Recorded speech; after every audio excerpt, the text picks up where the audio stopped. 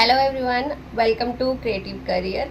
तो आज हम जो है इलस्ट्रेटर की क्लास में सीखेंगे पाथ फाइंडर एंड शेप। तो शेप्स को हम किस तरह से जो है हम बना सकते हैं, यूज़ कर सकते हैं, उनको किस तरह से डिफरेंट डिफरेंट स्टाइल हम दे सकते हैं। तो वो चीज़ हम यहाँ पे आज की क्लास में डिस्कस करेंगे। एंड हमारा पाथ फाइंडर जो है आज का टॉपिक होने वाला है। तो इस पे हम अच्छे से देखते हैं कि किस तरह से यूज़ होता है ये।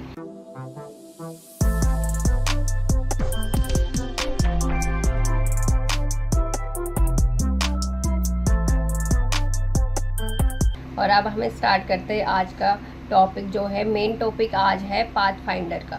तो पाथ फाइंडर को हम यहाँ विंडो में जाएंगे। विंडो में जाके हम यहाँ से देखिए पाथ फाइंडर यहाँ पे है, तो इस पर क्लिक कर लेंगे। तो ये जो है यहाँ पे पैनल इसका आ गया है। इसको यहाँ पे हम साइड में रख लेंगे। देन हम स्टार्ट करते हैं। जैसे यहाँ पे शेप मोड्स है, तो शेप मोड्स में हम देख रहे हैं यहाँ पे ये शेप्स दिए हैं 4। तो इनको पहले डिस्कस करते हैं, ठीक है। तो जैसे कि हमने एक कोई भी शेप लिया है, हाँ, तो ये मैंने एक शेप ले लिया जैसे,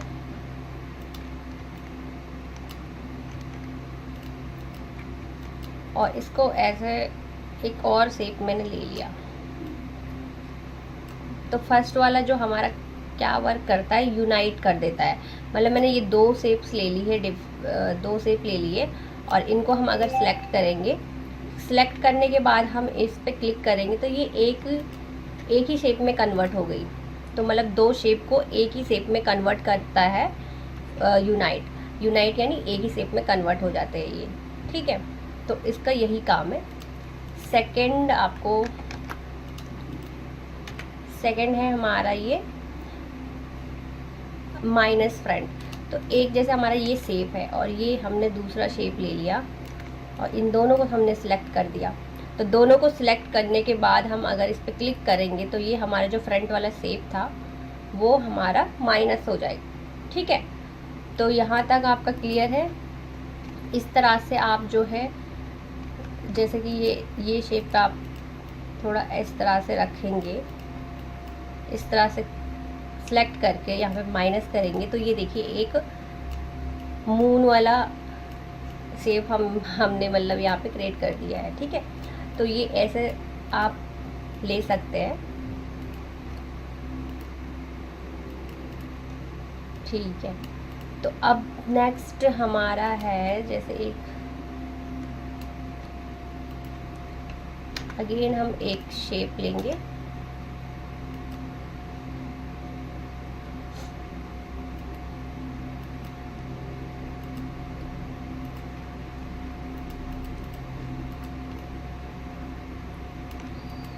और ये जो है क्या करता है, थर्ड है हम इंटरसेक्ट। हाँ, इंटरसेक्ट जो है क्या काम करता है, इंटरसेक्ट क्या काम करता है कि दोनों जो हमने शेप ली है, इनके जो बॉर्डर है बाहर के, ओ मतलब जो आउट विजिबल ऊपर की जो लेयर है, पाथ है, ऊपर का जो हमारा इसमें जो पाथ है वो जो है माइनस हो जाएगा और अंदर वाली शेप हमको दिखेगी। जैसे दोनों को हम सिलेक्ट करेंगे, इस पर क्लिक करेंगे तो ये देखिए जो हमारी ओवरलैप शेप थी वो उसने माइनस कर दी और बीच का जो ये है ये ले लिया है, ठीक है। तो इसका जो भी आउटर था वो हमने, जो आउट वाला पाथ था, इस शेप का जो भी आउट वाला पाथ था वो माइनस हुआ है इसमें, ठीक है।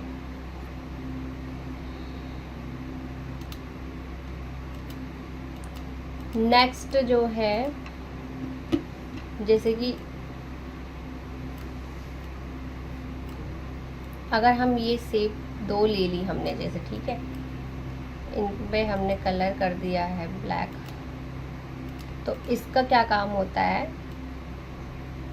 कि जैसे ये 2 शेप है, दोनों को हमने सिलेक्ट कर दिया है जैसे, तो इसका जो ओवरलैपिंग वाला एरिया है वो एरिया ये रखेगा और बाकी का वो एरिया मतलब यहाँ से माइनस हो जाएगा, ठीक है। ओवरलैपिंग एरिया इसका यहाँ पे देखिए, इस एरिया को जो है ये माइनस कर देगा। तो ठीक है, इसको हमने सेलेक्ट किया और इस पर हमने क्लिक किया तो ये देखिए ये शेप इस तरह से है, तरह से जो है ये इसने ये शेप को बीच से जो है यहाँ पे इस तरह से शेप दे दी, मतलब अंदर का पार्ट इसने जो है रिमूव किया है इस बार। तो ये इस तरह से जो है हम इनको यूज़ कर सकते हैं शेप्स में, डिफरेंट शेप्स में हम मतलब इन ये जो शेप्स मोड्स है इनको यूज़ करके शेप्स को हम इस तरह से कट पिट कर सकते हैं। ठीक है, तो ये चीज़ हमारी क्लियर हो गई। अब हम देखेंगे यहाँ पे पाथ फाइंडर। तो एक और चीज़ मैं आपको यहाँ पे बना के दिखाती हूँ, जैसे कि हम इन सब शेप्स का यूज़ करके कुछ आइकन्स भी क्रिएट कर सकते हैं। तो जैसे कि आइकन्स होते हैं तो वो एकदम सिंपल से एक सिमिलर कलर के होते हैं, एक ही कलर का जो है आइकन्स होते हैं। तो उसको हम कैसे क्रिएट कर सकते हैं, उनको मतलब हम छोटे छोटे आइकन्स जो है इससे डिफरेंट टाइप्स के बना सकते हैं। जैसे मैंने एक शेप लिया,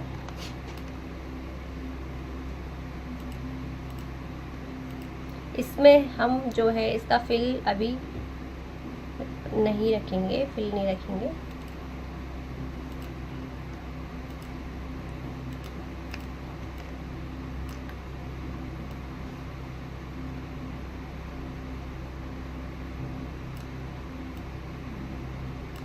तो एकदम सेंटर में हम रखेंगे।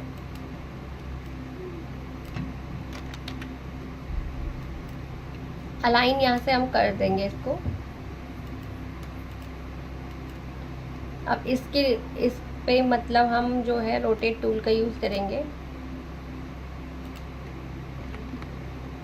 ठीक है, तो इस तरह से ये सारे शेप्स ले लिए मैंने।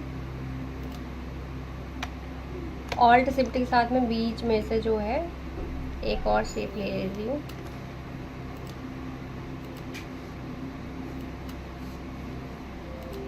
इसको बिल्कुल सेंटर में रखने के लिए इन दोनों को सिलेक्ट करके हम अलाइन कर देंगे। इन सारे को सिलेक्ट करेंगे एंड देन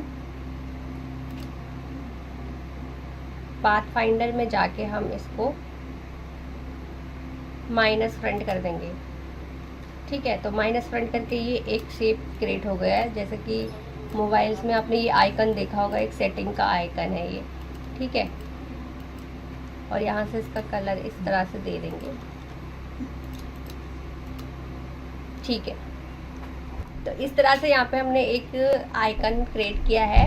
तो इस तरह से ही हम इन शेप्स का यूज़ करके कुछ भी आइकन हम बना सकते हैं भी, कैसे भी मतलब जो भी आप देखते होंगे, मोबाइल्स में देखते होंगे, सिस्टम में देखते होंगे कोई, ठीक है, नेट पे देखते होंगे, इंटरनेट पे। तो इस तरह से हम क्रिएट कर सकते हैं। ठीक है, तो अब हम देखेंगे यहाँ पे पाथ फाइंडर। अभी मैं सिंपल वे में आपको सिर्फ इनका यूज़ बता रही हूँ, देन हम इनसे कुछ क्रिएट करके दिखाएंगे। बट आज की क्लास में हम फिलहाल इनका पहले यूज़ अच्छे से देखते हैं किस तरह से होता है। ठीक है, तो एक और चीज़ है कि इन सब पे लिखा है, जैसे यहाँ पे लिखा है कि यूनाइट पे लिखा है, जैसे alt click to create a compound shape and add to shape area. तो इसका क्या काम होता है कि जैसे कि आपने एक शेप ले ली है, ठीक है, और एक और शेप आपने ले ली है यहाँ पे,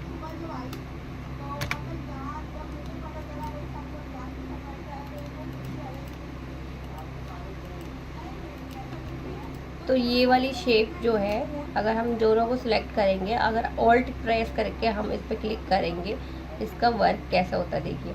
ऑल्ट क्लिक करेंगे, हम यूनाइट पे क्लिक करेंगे तो ये शेप जो है यूनाइट हो गई है। जैसे मतलब हमने पहले किया था कि ये सिंपल वे में हमने वो किया था, इसको यूनाइट किया था सिलेक्ट करके दो शेप्स को, तो एक शेप्स में कन्वर्ट हो गए। बट अभी आप देख रहे हो कि ये शेप ऐसे देखने में आप देख रहे हो कि इस पर एक ही आउटर है, मतलब आउटलाइन एक ही है इसकी। बट यहाँ पे क्लिक करने पे हमें जो है इसका भाई पाथ जो है दिख रहा है। ठीक है, तो इसका पाथ दिख रहा है हमें इसमें।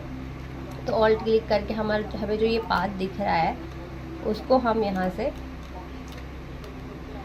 इसकी हेल्प से, जैसे कि हमने मतलब डायरेक्ट सिलेक्शन टूल की हेल्प से हम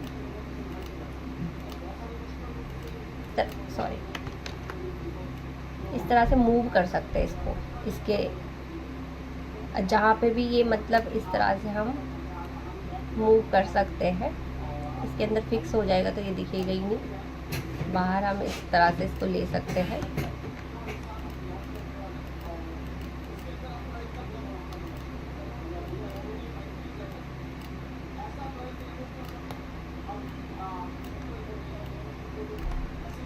ठीक है,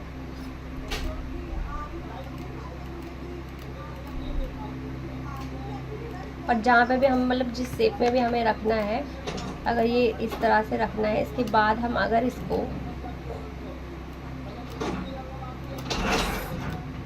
हम सिलेक्ट कर देंगे। सिलेक्ट करने के बाद यहाँ पे एक ऑप्शन है एक्सपेंड का। एक्सपेंड अगर हम कर देंगे, फाइनल अगर हमने ये फाइनल रख दिया है, इसके बाद अगर हम एक्सपेंड कर देंगे तो उसके बाद एक्सपेंड का मतलब ये होता है कि इसके बाद आपके लिए ये एडिटेबल नहीं रहेगा। ठीक है, जिस तरह से हम इसका मतलब शेप इधर उधर मूव कर रहे थे तो वो चीज़ नहीं होगी। ठीक है, एक्सपेंड का यही काम होता है कि आपका ये फाइनल हो जाता है। ठीक है, तो एक्सपेंड आप यहाँ से भी कर सकते हैं, ऑब्जेक्ट में जाके भी यहाँ पे हमें एक्सपेंड का ऑप्शन शो हो जाएगा। यहाँ से ही देखिए, यहाँ से भी हम कर सकते हैं। तो इन सब में यही चीज़ है, यहाँ पे हर इस मतलब इनमें भी दे रखा है, जैसे माइनस फ्रंट में भी यही चीज़ दिया है कि ऑल्ट के साथ जो है क्लिक करने पे यही चीज़ होगा जो मैंने आपको बताया था शेप्स का, तो वही चीज़ यहाँ पे भी वर्क करेगी।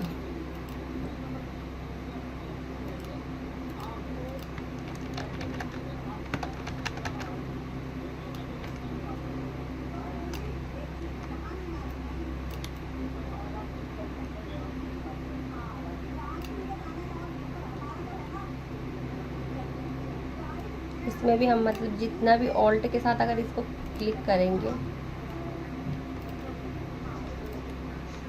इस तरह से, ये भी जो है माइनस हो जाएगा इस तरह से। ठीक है, ऐसे सिलेक्ट करोगे तो आपको पूरा दिखेगा, बट ये यहाँ पे एक ही इसका इस शेप में कन्वर्ट हो चुका है ये। ठीक है, तो ये भी हमारा क्लियर हो चुका है।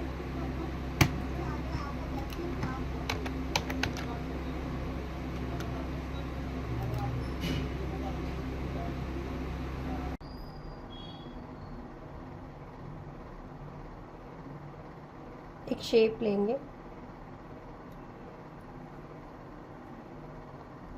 देन नेक्स्ट शेप लेंगे, सेलेक्ट करके हम इनको ये यहाँ से डिवाइड कर देंगे। जैसे पाथफाइंडर का यही काम होता है।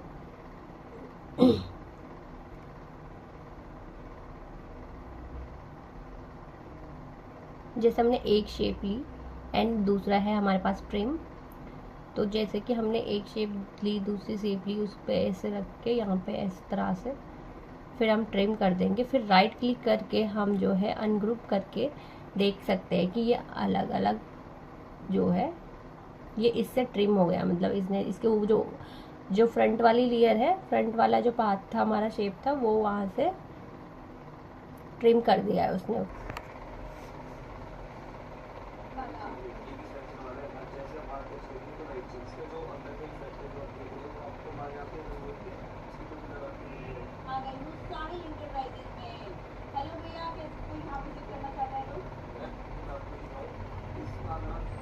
मर्ज का काम जो है एक यूनाइट की तरह ही होता है, तो इसलिए हम उसको ही यूज़ कर सकते हैं, यूनाइट का ही यूज़ कर सकते हैं। मर्ज की करने की कोई ज़रूरत नहीं है यहाँ पे हमें, क्योंकि हमारे पास एक अच्छा सा ऑप्शन है। सेकंड नेक्स्ट क्रॉप वाला है, तो क्रॉप ये जो भी बीच का एरिया है वो क्रॉप कर देगा, जो भी हम डबल शेप लेके इस तरह से।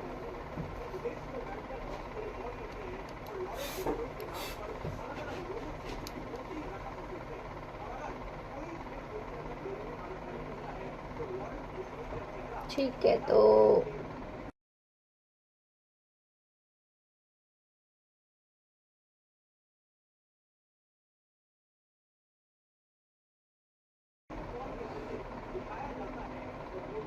जैसे ये दो शेप हमने ले ली, इसके बाद हमने लास्ट वाला ऑप्शन हम यूज़ करेंगे जैसे।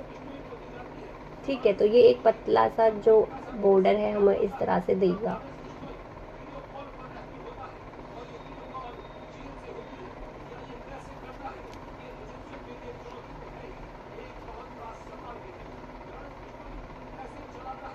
इसको हम जो है अनग्रुप करके इस तरह से अलग अलग इसके जो है पाथ डिवाइड कर सकते हैं। अलग अलग सारे चीज़ें जो है अलग अलग डिवाइड हो चुकी है यहाँ पे।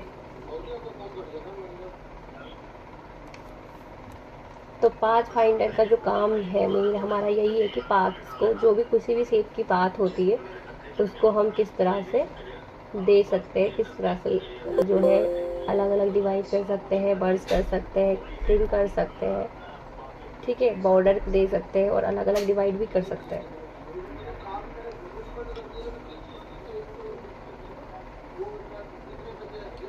जैसे कि इस शेप में हमने कलर फिल कर दिया एंड यहाँ पे लास्ट वाला ऑप्शन हम करेंगे तो ये भी सेम वही काम करता है। इसमें बैक जो हमारा बैक का है वो रहेगा और फ्रंट वाला ये ड्रॉप कर देगा। माइनस फ्रंट था जैसे, तो वैसे ही ये माइनस बैक का है।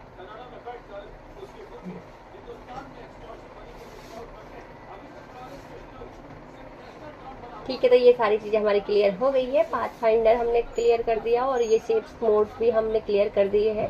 और अब हम आगे जो है इस तरह से एक, जैसे कि लोगो क्रिएट करेंगे तो एक स्टार शेप मैंने ले लिया है यहाँ पे, जैसे हाँ यहाँ पे एक स्टार मैंने ले लिया। इसका कलर चेंज करेंगे, कलर इसको हमने जो है येलो दे दिया है यहाँ पे। और एक और शेप ले लेंगे, नहीं चार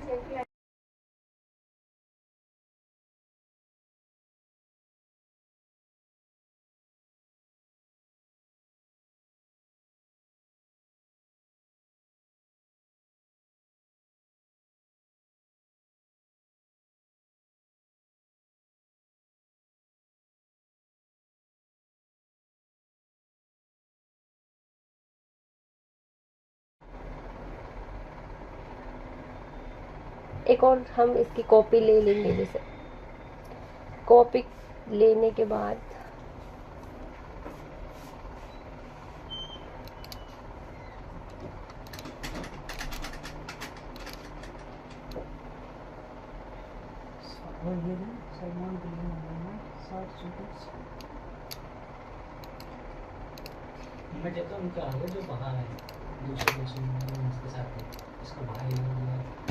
इसका जो है स्ट्रोक देखेंगे हम।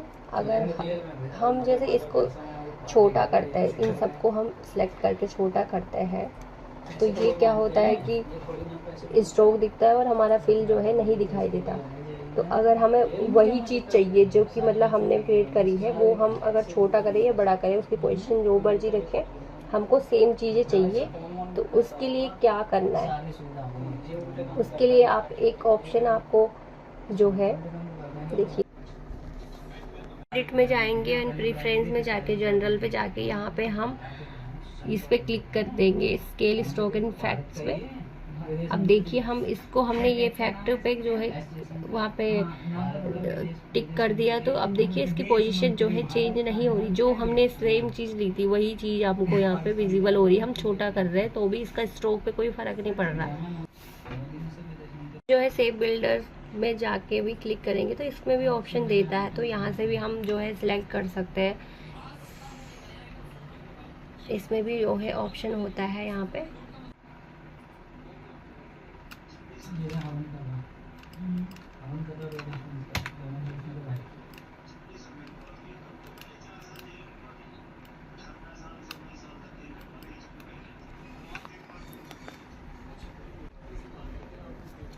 तो इस तरह से यहाँ पे हमने ये चीज़ सीखी है कि स्ट्रोक को किस तरह से जो है हम सेट कर सकते हैं अपने अकॉर्डिंग शेप में जो है।